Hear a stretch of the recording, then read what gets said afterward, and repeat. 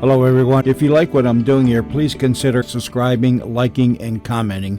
It would really help the channel out quite a bit. Thank you very much.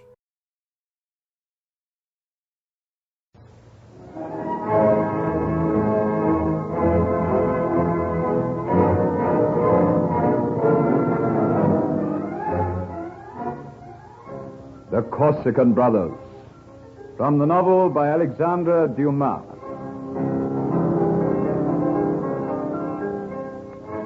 In a story of twin brothers and a strange telepathic bond which lay between them, we find Louis Prévost, a fashionable young man of Paris, deeply in love with Amélie Latouche, a much sought-after young lady who has been frequenting the Parisian salons. He is delighted when she promises to meet him on a terrace at midnight, and he sits out every dance waiting for the witching hour. Meanwhile, on the wild, rugged island of Corsica, another young man, Louis's counterpart in looks, has just been told by one of the retainers of his family, Griffo, that some of the hated Gadici are in the district. Lucien cannot understand why his heart, instead of being full of hate, sings with some unknown joy. Is this not wonderful news, Lucien? It was only by accident that I discovered what I did. You have a nose for secrets, Griffo. One of the peasants in the lower village gave me the clue. It seems that Dino Gadici and his daughter Marianne traveled to the coast to meet Dino's brother, who has lately come from Italy. Since they are bound for Ajaccio, they have to travel through the pass. Wonderful. Wonderful, and with the full moon. Lucien, are you not listening? With the full moon, you and Griffo can ambush them with perfect safety and with confidence. Yes. I have never seen Marianne, but she is our worst enemy, Lucien. She is as beautiful as a Venus, I believe. It was she who swore openly that she would never rest until we were all dead, all the de Franchi. By all, Mother, you mean your own self? And you, the only two left. Sometimes I wonder the Gadici do not realize their wish. There are 29 of them, Lucien. 29 against 2. But Lucien is worth 30 of them, madame. Has he not a name in Corsica? The finest shot, the most swift of foot, the best forester? Lucien is worth 30 Make sure that your musket bullet finds its mark tonight, my son. That is all I ask. And beware of Marianne. If Lucien is the best shot in Corsica, Marianne is surely the second best.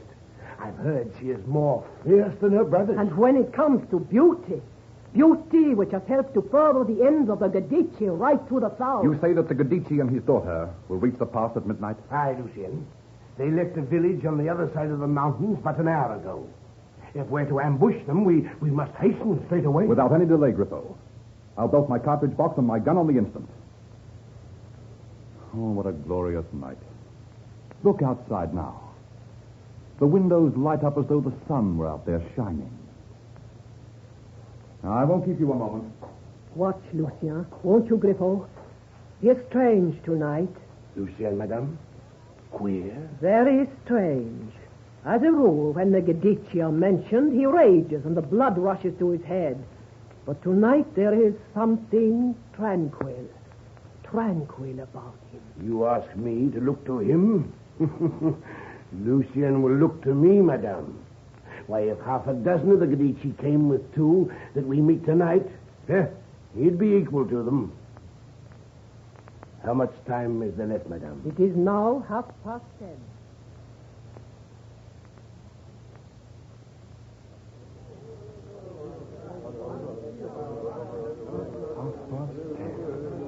An hour and a half to wait.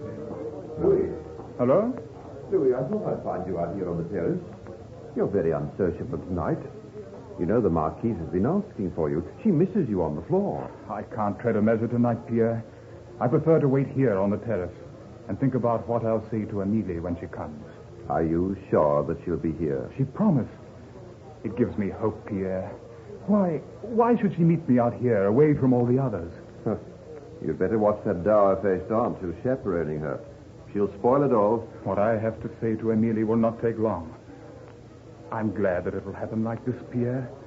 All these weeks, the secret has been locked up in my heart.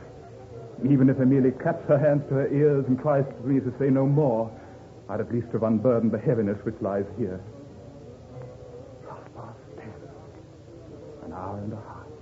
Why not come and watch the dancing? Why don't you pay your respects to the Marquis? My thoughts are too far away. Out here with the lights of Paris in the distance and a silver ribbon of the Seine in the moonlight. I feel I'm in Emilia's world. I shall wait until she comes.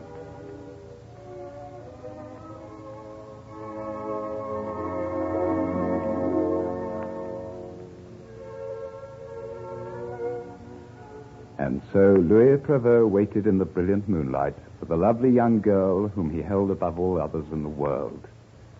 A girl who at this moment danced a measure in the gracious ballroom of the Marquis Santé. Cynosure of so many admiring eyes as she moved through the bejeweled gathering in her celestial blue crepe with the silver bands. Meanwhile, this same moon shone on the wild tangle of undergrowth which the Corsicans call the Marquis. A tangle which to the ordinary traveler seemed to be an impenetrable green mass, but which to Lucien de Franchi was a terrain of tracks and short cuts and treacherous paths. Through the black and silver spaces, underneath the green trees, he and the faithful Griffo urged their horses, sometimes dismounting where the ways were precipitous and steep, other times quickening the pace where the ground was smooth and with no obstacles such as stumps, boulders, and rushing streams to obstruct their way. Lucien, his face serene, his head erect, suddenly turned to Griffo. Why am I so happy tonight? Sometimes, Lucien, it is said that the unaccountable moments of happiness sometimes bring great sadness. Your gun is loaded? You are frightened that I might fail tonight? It would not be wise to underestimate the Medici.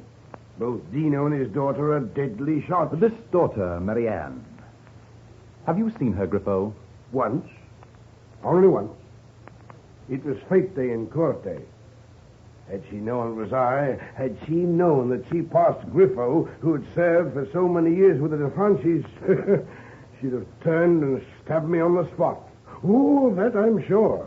What was she doing in Corte? Well, it was the day of the festival. She and her father, and one brother, and two uncles all came along. Oh, there was one other.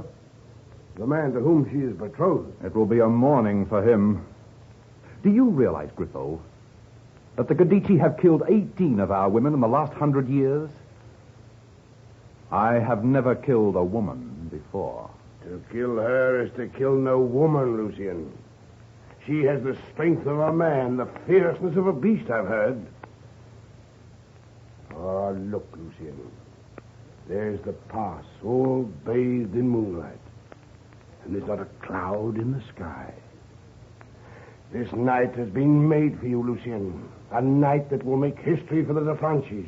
Oh, what a pity it should be like this. A moon that turns this world around us to silver. The deep purple of the past. The sparkling of those turbulent waters which flow through. And yet, we must kill. Kill. It is our destiny. It is the destiny of most Corsicans. Has not the vendetta raged from one end of Corsica to the other all through the years? We are a warlike people. Oh, yes, but for the first time I ask myself this question. Why have we made war one against the other, instead of uniting and fighting those who come from outside?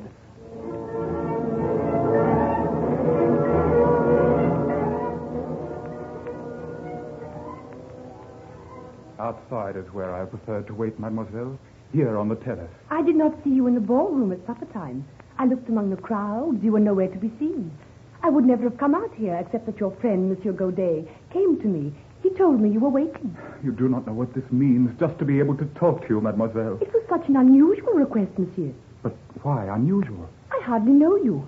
Why, I don't think we've even danced together, have we? I know we haven't, mademoiselle. If we had, perhaps I would have been able to tell you during the dance what I want to tell you now. What is it, monsieur? Mademoiselle, why have you refused to dance with me? Refused? But, monsieur, I have not refused you. It is just that, well, there are so many. That's right, so many. And I, among those many, am not to be noticed. I realize that. Who said I did not notice you, monsieur? You mean? I remember the first time we met. It was in the salon of the Duc de Carine. When we were presented, you spoke not at all. I was confused. Yes, I remember the night so well. I was confused because I'd seen you for the first time, mademoiselle. The lovely face, the flutter of your hands. My heart beat so rapidly, I could find no words. You seem to have no trouble now, monsieur. Emilie, even though we hardly know each other, couldn't you guess what's in my heart? I have known for a long time. You've known? Yes, I know the look so well, monsieur. You are not the only one.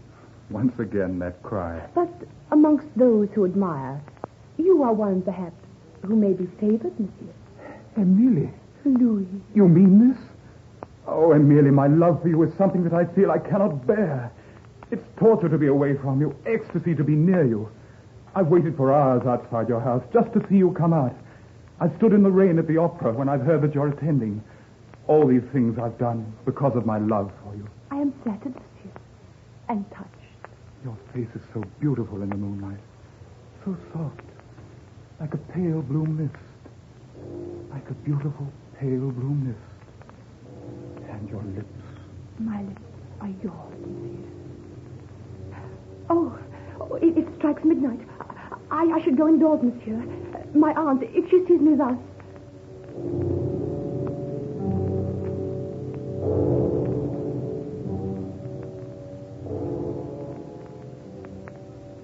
It is midnight by the watch, Lucien. Eh? Are your thoughts miles away, monsieur? It is midnight by the watch. Yes. I think I heard it strike. Huh? Oh, does the watch strike midnight? Oh, you're dreaming. Dreaming? Oh, perhaps I was for a moment. I was in another world, a world of fancy and music and lovely buildings. Listen. Only one horse. I hear only one horse. Perhaps there's been an accident. Perhaps father and daughter ride together. If so, our task is easier, much easier. Soon that horse will come round the bend between the trees. If only one rides, Lucien, you must fire the shot for the honor of your family. There is one rider only. A woman. So this is Marianne Gadici. Quick, your finger on the trigger. She'll be on us, quick. If she sees us, this tigress will not hesitate. No, I cannot. Her face, Griffo, like a pale blue mist. Like a beautiful pale blue mist.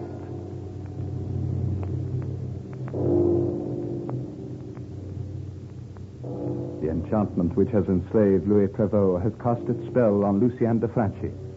Will this cost him his life at the hands of Marianne Gadici? You will hear more of this strange enchantment which links the Corsican brothers.